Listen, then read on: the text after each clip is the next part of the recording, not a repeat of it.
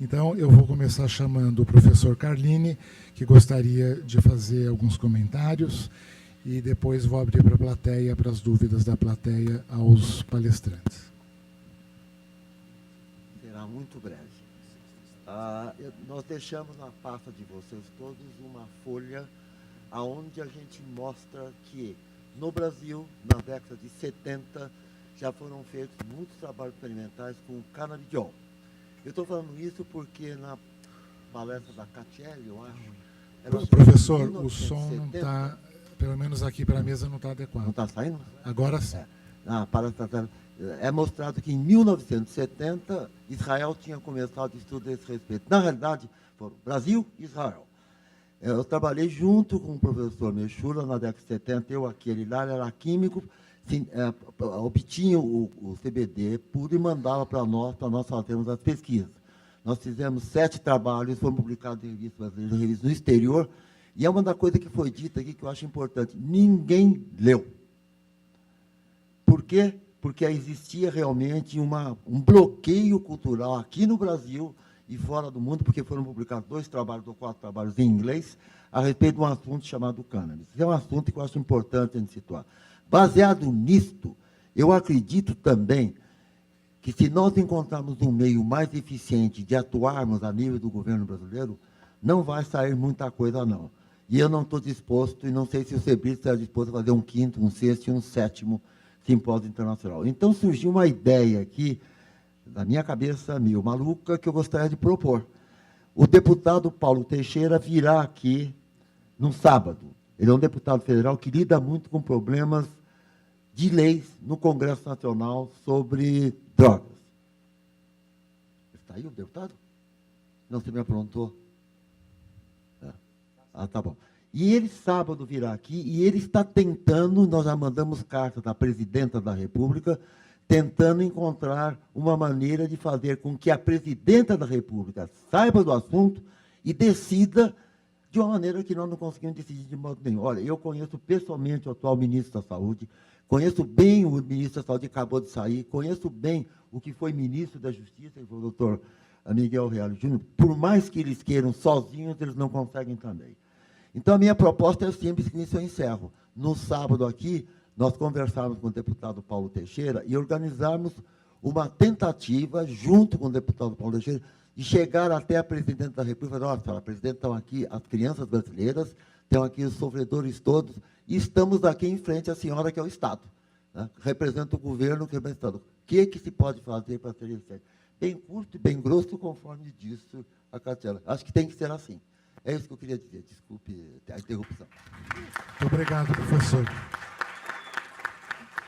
Eu gostaria de dar a palavra agora ao Marcos, pai da Sofia, que gostaria de fazer alguma intervenção.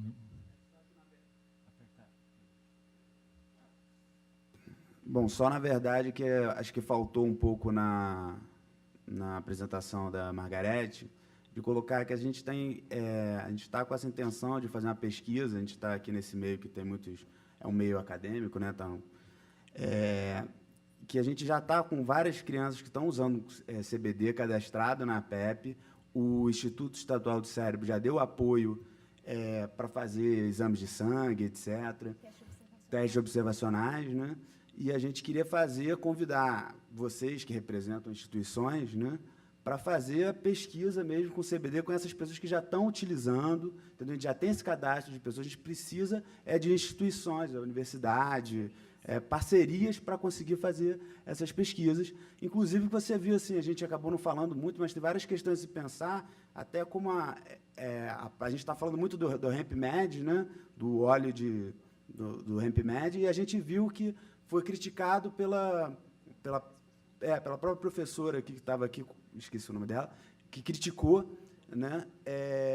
E a gente mesmo tentou, que não deu muito certo, né? Então, acho que a gente precisa ver a questão de dosagem, a questão que CBD é esse que a gente está utilizando. Então, tudo isso é a questão de pesquisar, e a gente já está com esse grupo de pesquisa, a gente gostaria que vocês, depois, quem tivesse interesse, vinculados às instituições, chegassem e falassem com a PEP, né, com a Margarete, para depois a gente conseguir fazer essas pesquisas.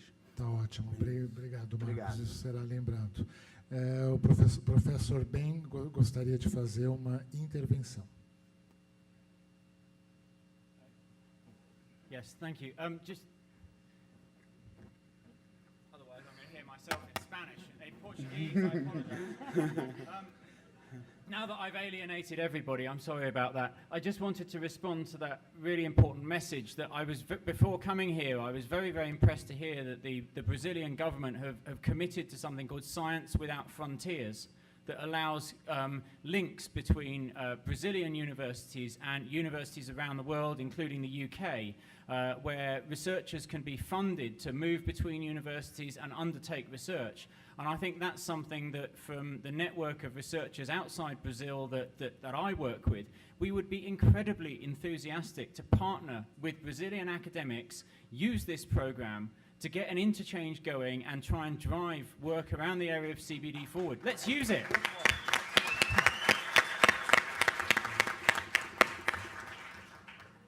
Muito obrigado pela disponibilidade. Bem, eu gostaria então de abrir para a plateia, para as perguntas. Tudo bem. É uma intervenção que pediu a Margarete. Não. Katia, não, a doutora Laura. Doutora Laura Guilherme. Aqui. Não, eu só queria comentar que assim, o que foi comentado é extremamente importante fazer parceria com as universidades, porque os ensaios clínicos eles não são simples de fazer, eles têm muitos critérios para a gente ter confiança nos dados que a gente está obtendo. Então, acho que o primeiro passo é o que o professor Carlini falou, ser aprovado. Acho que os pais têm que fazer pressão para ser aprovado e a gente ter a medicação para você poder fazer a pesquisa no Brasil. E, a partir daí, então, as famílias pressionarem para os ensaios clínicos.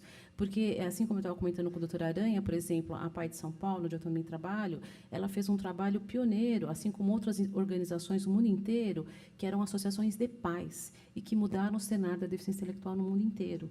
Então, acho que na epilepsia, acho que é lógico que tem o preconceito, tem o estigma, mas a gente tem que unir forças dos médicos, dos cientistas, com as famílias, porque os pais eles podem mudar essa situação e eles têm que ajudar os cientistas. Como a gente já tem no Brasil mais ou menos 15 crianças já fazendo uso do CBD para a epilepsia refratária, então os médicos não podem tipo assim, largar e virar a cara. Eles sabem que existem essas crianças usando. Então, o que nós pais fizemos? Um esboço de um projeto que foi analisado por eles com um teste sanguíneo, com uma lista de teste sanguíneo do antes e depois. Faz-se um eletroencefalograma, uma bateria de exame sanguíneo, começa a usar o CBD e a cada um mês, mais ou menos, vamos repetir todos aqueles exames para ver a parte. Então, isso a gente está chamando, é o que eu disse na minha fala, a gente está fazendo esboço de projeto, a gente está fazendo planilha de dosagem e a partir dos médicos vendo tudo isso, eles começam a correr atrás da gente para falar, para dizer, e a gente leva isso para o Hospital do Cérebro. O médico da Sofia, o doutor Eduardo Favere, que super apoia a gente, e a gente levou esse esboço de projeto, a gente está levando tudo isso a ele, e ele se disponibilizou a fazer o acompanhamento dessas crianças, e eu acho que a gente podia dar, nesse esboço de projeto, a gente diz que pode ser feito multicêntrico, porque, como a gente tem crianças já usando em outros estados, a gente pode aproveitar isso para fazer esses testes. Então, não dá para esperar a Anvisa. A gente já tem crianças usando. E, a partir daí, eu acho que a gente pode... Na verdade, eu gostaria de fazer uma... Não, sem dúvida. Eu gostaria de fazer uma intervenção fazendo uma distinção aí entre um ensaio clínico que vai mostrar, ou que vai indicar a eficácia e a tolerância, né? Quer dizer, a eficácia e eventuais efeitos adversos. Então, mostrando risco versus benefício, ou benefício versus risco, a partir de um ensaio clínico. E isto não é tão problemático no nosso país. O que é problemático é o uso clínico experimental enquanto não há ensaios clínicos reforçadores do uso. Muito bem. Então, falando dos ensaios clínicos, é fundamental o que vocês estão fazendo, é importante ter essa parceria com as universidades, em eventual consórcio das universidades, tomando como material clínico, né, os casos clínicos que envolvem as filhas de vocês. Muito bem. Isso não é tão problemático. Por quê? Porque os pesquisadores podem fazer o melhor desenho metodológico para essa pesquisa, para esse ensaio clínico. Isso é aprovado pelo Comitê de Ética em Pesquisa das universidades respectivas aqui no país e terá que ser aprovado pelo Conselho Nacional de Ética em Pesquisa, ligado ao Ministério da Saúde. Isso leva tempo? Leva um certo tempo, sem dúvida nenhuma. Mas esse é o caminho, e é um caminho não tão difícil do ponto de vista da legalidade, da legitimidade e da legalidade. Agora, enquanto isso, há pacientes, há pessoas que não melhoram com o tratamento disponível regularizado da epilepsia, como falou a doutora Laura, sim, são casos de epilepsia refratária. Então, nos casos de epilepsia refratária, né, tem um procedimento clínico, uma sequência clínica de medicações que podem ser usadas, e se a criança não responde àquelas drogas que são devidamente regularizadas pela Anvisa, pode-se, eventualmente, fazer-se o uso clínico baseado em relatos de caso, ou case reports, né, de uma forma que nós, do Conselho Regional de Medicina de São Paulo, podemos ajudá-los, né, a que este uso, caso a caso, possa ser feito da forma mais ética possível e no interesse da criança. A medicina, é da tradição da medicina, pesar os benefícios e os riscos de qualquer procedimento. Nesse caso também, né? Se aquilo que há disponível no mercado não tem eficácia na filha de vocês, né? E se o CBD tem uma suposta eficácia e um risco mínimo ou minimizado, é possível, caso a caso, o uso, enquanto não há respostas dos ensaios clínicos. Então, eu quero solicitar ao Paulo que faça uma consulta ao Conselho Regional de Medicina sobre a pertinência desses usos, caso a caso, refratários do canabidiol. E o Conselho Regional de Medicina, a partir dessa provocação, eu vou levar para a Câmara Técnica de Psiquiatria do Conselho e vou aprovar um parecer consulta na plenária do Conselho sobre esse aspecto. Então, eu gostaria agora de pedir a pergunta da plateia. É um pronunciamento também, não é nem pedido de pergunta, mas eu acho que o assunto foi muito bem esclarecido pelo doutor Mauro, representando o Conselho Regional de Medicina. É a realidade do que está escrito, mas não é a realidade do que acontece. Esse que é o ponto básico que está sendo discutido aqui. O ponto básico que está sendo discutido aqui é para tentar obter, por exemplo, uma aprovação da importação do medicamento que nós, acadêmicos, aprovamos para a pesquisa, demora, às vezes, 2, 3 anos quando vem, né? Esse é o primeiro ponto básico fundamental. O tal do uso compassivo, eu desisti de tentar, né? Porque o uso compassivo é esse uso que você pode pedir para fora, um produto que é usado lá fora, é reconhecido lá fora, mas não é reconhecido pelo governo brasileiro, tem que passar por uma papelada do Ministério, da Anvisa, que autoriza, então, aí ele tem que autorizar a Polícia Federal para que possa receber um produto que vem para ser usado particularmente uma pessoa por um médico que geralmente tem medo de prescrever. Esses aspectos todos me desculpem, Mauro, porque a vivência é tão grande, né, que eu acho que nós temos que chegar. A outra coisa também, não adianta querer chegar e, com uma boa vontade, querer fazer uma pesquisa clínica sem ter a competência, que a academia foi o que vocês fizeram. Mas a academia também tem coisas que ela não pode fugir dela.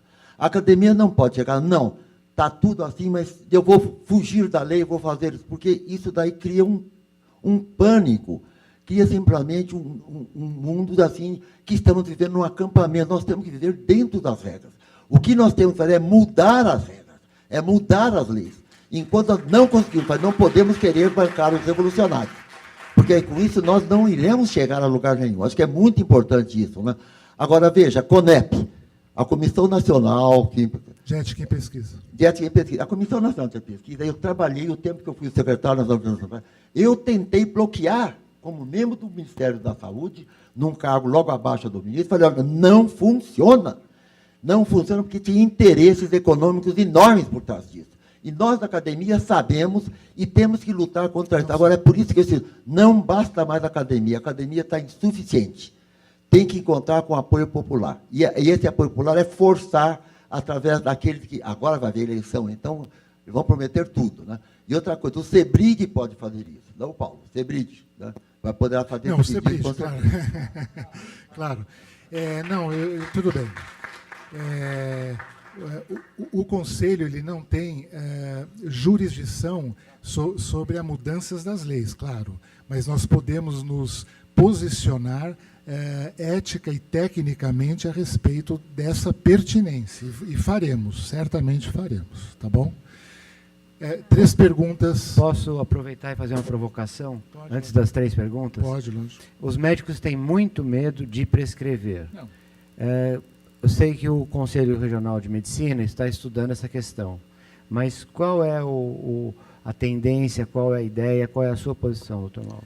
Não, a minha posição em relação ao uso terapêutico é plenamente favorável, dentro desse critério que, de alguma forma, eu sintetizei aqui. Né? Se aquilo que está regularizado e aprovado pela Anvisa não é eficaz, e em nome do sofrimento e do benefício que a criança pode ter, ou por um uso off-label de alguma medicação aprovada, ou pelo uso do CBD, isto é possível, sim. E o médico não pode se recusar nesse sentido. Então, a partir do momento que o CEBRID fizer a pergunta para nós vamos elaborar um parecer consulta e vamos divulgar para os médicos do Estado de São Paulo. Então, ele vai estar amparado pelo Conselho a poder prescrever nessas situações, enquanto não tem os ensaios clínicos. Os ensaios vão demorar, e crianças, nesse momento, estão sofrendo de uma realidade clínica que não pode esperar. Pode. Pode o quê? Existem formas de o Conselho Estadual, o Conselho de Medicina do Estado de São Paulo, existem formas de contornar determinadas posturas do Conselho Federal de Medicina, até porque existe uma autonomia administrativa do Conselho Regional, e nós, no nosso parecer, nós vamos nos basear em parâmetros normativos existentes no país, inclusive normatizados pela Anvisa, em relação à questão do uso de medicações que não estão ainda aprovadas. Este uso é possível dentro de determinados critérios que nós vamos tornar públicos.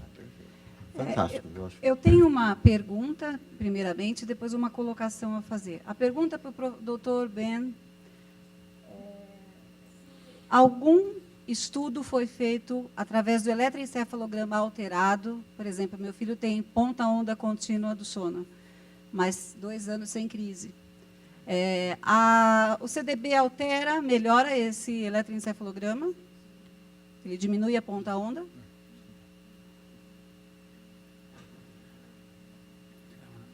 It's too early to say clinically. At the moment, with CBD in the trials that are going on, are simply looking at safety and efficacy and safety and tolerability in the US. There is some EEG going on, but the results haven't been released yet. That won't come out, I think, until the end of the safety and tolerability trial. In terms of what we've done preclinically, and I'm talking about data we haven't published here yet. We've got the data, we've analysed the data, but we haven't published it simply because we're still writing it up. It's that new. We've looked at CBD treatment, CBDV treatment in animals with similar to EEG, and we don't see any overt effects of the drug on normal brain activity. I can't tell you about results on seizure-like activity yet, as we haven't analysed those data. So you're asking a question where we've got the data, we haven't yet analysed it. You're right at the cutting edge. I'm sorry I haven't got more information to give you yet, but I would expect by certainly the end of this year, some indication of data of that sort from humans should start to appear from the safety and tolerability trial that Professor Davinsky is running. Agora, o meu apelo é porque assim eu represento mais de 1000 mães no Brasil, né? Então eu estou aqui falando em nome delas, né? Não é o caso do meu filho, mas eu peço para que as mães sejam insistentes, como eu fui, né? Foram 18 trocas de medicamentos. Dentre dessas 18 trocas, muitas vezes eu usei a segunda vez a mesma droga, que na primeira vez deu um efeito rebote, na segunda não deu, não fez efeito, ou, enfim, tiveram desmames, tiveram rebotes, tiveram tudo, mas a gente tem que ser persistente, porque o CDB, como vocês estão vendo, está em estudo, né? Então, assim, eu sempre digo, a doutora Laura colocou todas as características da síndrome, da epilepsia, mas a gente tem que distinguir o que é epilepsia causada por um AVC, epilepsia causada por uma meningite e epilepsia causada por uma síndrome. As síndromes que estão sendo citadas é diferente da epilepsia sozinha. Então, assim, eu peço para que essas mães, como eu, estude muito antes de falar, né? Iniciar um tratamento. Eu não tenho dúvida que essas mães vão conseguir.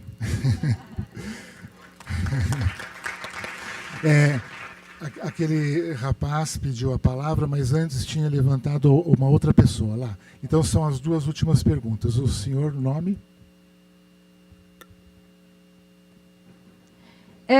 Senhora, desculpa. Eu falei aqui hoje já pela manhã, eu vim de Recife, meu marido fez quimioterapia aqui em São Paulo, com um médico daqui de São Paulo, que ele está com câncer no pulmão, no fígado e nos ossos. Depois da quimioterapia que foi feita, o câncer continuou crescendo e se espalhando. Então, isso significa que ela não surtiu efeito. Inclusive, a gente mandou células para exame na Foundation One e o resultado foi de que não existia tratamento para aqueles tipos de células cancerígenas. O médico oncologista dele aqui em São Paulo, eu mandei uma série de links com estudos de pesquisas em universidades em vários lugares do mundo. Ele leu tudo e ele não sabia e passou a se aprofundar no assunto e chegou à conclusão que a cannabis poderia ajudar meu marido. E eu vejo ele assim bastante favorável e confiante de que ela poderia ajudar. E ele chegou a dizer que iria prescrever. Isso já faz mais de um mês. Foi antes da Semana Santa, mas ele nunca prescreveu. Eu sinto que ele se sente inseguro. Inclusive, ele deve vir aqui amanhã. Ele disse que viria, não sei se ele realmente vai vir. E como o senhor falou aí na questão do pessoal, das crianças com epilepsia, eu acredito que meu marido está numa situação semelhante, porque então, as drogas que foram usadas não fizeram efeito, isso. Não tem mais nada a ser feito, e a gente queria tentar essa medicação da cannabis. Eu gostaria que você fizesse o seguinte favor, peça para o seu médico mandar um e-mail para mim, né, perguntando o que ele faz nessa situação. Eu vou orientá-lo. Ele vai se sentir referendado pelo conselho para poder fazer esse uso. Tá? É aranha@cresp.org.br. Pede para ele mandar um e-mail para mim. Tá? Obrigada. Desculpe. Assim, lembrando que amanhã vai haver o uso da cannabis para o câncer, nas dores e náusea, etc. Né? Pois não. Temos mais uma pergunta. Boa noite. Me dando licença. Meu nome é Guilherme Drummond. Eu sou estudante de medicina do 5º ano da Faculdade de Medicina de Botucatu.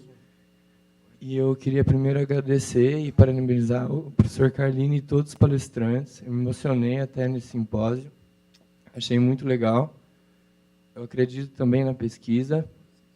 E a minha pergunta é bem simples e bem prática.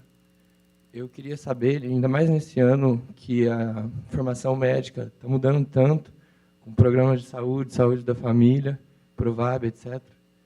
Como que isso pode ser passado para a formação acadêmica? Como que a gente pode fazer isso chegar aos nossos médicos? Porque, assim como eu, não sabia que podia prescrever, etc. Queria saber como meus colegas também, se conseguiriam chegar a essa informação, não sei. Uma coisa assim. Tá. Vamos ver a última pergunta. Eu posso daí responder a sua pergunta, que é mais do ponto de vista ético. Oi. A minha pergunta é mais ou menos relacionada ao que ele colocou também, porque hoje, pelo menos a impressão que eu tive, é que o gargalo maior da nossa dificuldade deixou de estar na Anvisa, que já, eu acho assim, já houve um movimento simplificando os procedimentos, e ele agora migrou mais para a questão médica mesmo, porque eu, por exemplo, eu não consegui ainda um médico que receite o tratamento para minha filha. E eu acho que a gente tem visto várias mães na associação com o mesmo problema. E eu, por exemplo, sou de Minas, e eles, por exemplo, são do Rio. Então, por exemplo, a gente já viu uma sensibilização do senhor, que é daqui do Conselho de São Paulo, e a gente quer uma dica do que o senhor sugeriria para a gente fazer essa provocação nos conselhos regionais dos nossos estados, e o que o senhor indicaria para a gente, o que o senhor também, no Conselho Regional de São Paulo, poderia fazer em relação ao Conselho Federal, para que a gente consiga uma mobilização nesse sentido, para começar a trabalhar esse receio dos profissionais em prescrever, porque de nada adianta a Anvisa simplificar o procedimento deles se a gente não conseguir base para poder importar o medicamento, porque a Anvisa joga tudo em cima do receituário médico e a gente não consegue a receita médica. Então, saímos da amarração da Anvisa e agora estamos amarrados nos conselhos de medicina. Então, o que o senhor sugeriria para a gente iniciar na nossa luta aí, em relação a cada estado, porque são vários estados aqui também? Eu sugiro vocês procurarem os conselhos regionais dos seus estados. É isso que eu sugiro. Se também quiserem mandar um e-mail para mim, para que eu possa redistribuir para os estados, eu também posso fazer, né? Já disse de uma forma clara, assim, a gente não precisa esperar a otimização das pesquisas para ter, em determinados casos, a autorização para o uso clínico, caso a caso, estudado e definido caso a caso. Então, me disponibilizo a mandar para os conselhos do seu estado. Mas você mesmo pode fazer. Volto a repetir, aranha@cremesp.org.br. Em relação à pergunta do nosso colega, estudante de medicina, é o mesmo procedimento. Quer dizer, na verdade, você falou também do atendimento da saúde primária, né? Normalmente, o uso dessa medicação, dessa substância química, do CBD, na saúde primária, é mais dificultoso, porque esses casos de epilepsia refratária, certamente têm que ser encaminhados para o especialista, né? Então, não é algo que se faz na saúde primária. Na saúde primária, pode-se implementar o tratamento clínico convencional e regularizado pela Anvisa, né? Agora, o acesso que vocês têm ao conhecimento como estudantes, mesmo as questões éticas que envolvem o uso de medicações ainda não protocoladas e regularizadas, vocês também podem fazer uma consulta ao Conselho Estadual, ao Conselho Regional de Medicina do Estado, e a gente vai disponibilizar a resposta e a orientação a vocês. Tá bom? Você quer falar alguma coisa? Sim, eu gostaria de aproveitar a oportunidade. A gente sabe que mais estudos são necessários, né? Mas, por outro lado, a gente tem que colocar na balança que tem casos que não podem esperar. Essa semana passada nós perdemos Vitor Hugo, aguardando a liberação da Anvisa, pedido já feito, e uma paciente, uma vó de um paciente de 1 ano que estaria no congresso, ela nos escreveu recentemente, viria ao simpósio, nos escreveu dizendo que não viria mais porque o filho veio a falecer. A gente gostaria de pedir, então, em nome dessas duas pessoas e de muitas outras que o medicamento não chegou a tempo, a gente gostaria de pedir 1 minuto de silêncio.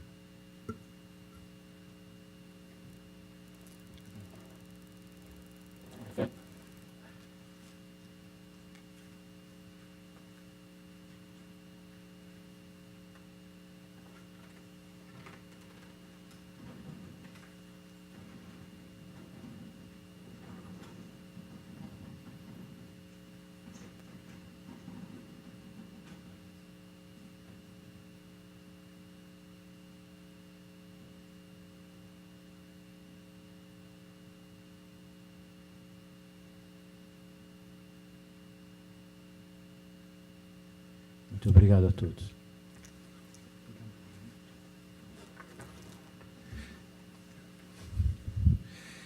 A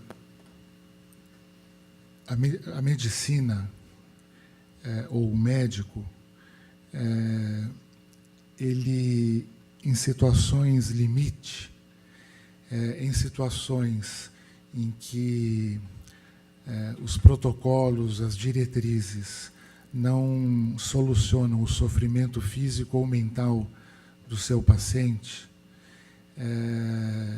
ele não, talvez seja forte o que eu vou dizer, né? Mas ele não tem o direito de temer sanções, né? Porque na ponderação dos valores, né, ele tem que escolher, se não há se o valor da verdade ou o valor da cientificidade ele resta impotente para aquele sofrimento humano, ele pode optar pelo valor da solidariedade, não é? E do menor sofrimento possível ao seu paciente, né? Eu quero lembrar aos senhores que algumas das drogas citadas aqui, que são regularizadas, elas também têm efeitos colaterais, e por muitas vezes graves. Posso citar alguns. Uma hepatite medicamentosa fulminante, no caso do ácido valproico, o Depaquene. Síndromes gravíssimas, né? Como a síndrome de Steven-Johnson, no caso da lamotrigina, né? E o próprio topiramato é uma medicação que na psiquiatria a gente usa bastante, nos transtornos bipolares, nas várias formas de transtornos bipolares, ou também, às vezes, para transtornos do impulso, enfim. Em alguns pacientes, ele provoca uma lentificação cognitiva muito importante. São drogas oficiais, regularizadas, que têm o seu uso muito útil em várias situações clínicas, mas não dá para a gente generalizar de que sejam drogas sempre com benefício maior do que o risco. Então, também não dá para a gente generalizar que, no caso do CBD, o risco é maior do que o benefício, muito pelo contrário. Existe uma tendência, por tudo que foi dito aqui, de que o benefício para esses casos refratários é muito maior do que o risco, né? Então, o médico que tiver dúvidas, pelo menos no estado de São Paulo, ele pode fazer uma consulta ao conselho e eu vou responder aquilo que eu estou dizendo para vocês, tá bom? E em nome, então, dessas duas crianças que faleceram, que elas sejam um estímulo cada vez maior para que a gente ultrapasse preconceitos e dogmas, né? De uma forma emotiva, porque o sofrimento das pessoas nos motiva a que nós o superemos, né? E também de uma forma racional, que elas nos estimulem, que elas nos inspirem para a gente conseguir esse intento que todos vocês hoje vieram buscar aqui e têm buscado na vida de vocês e dos seus filhos. Obrigado.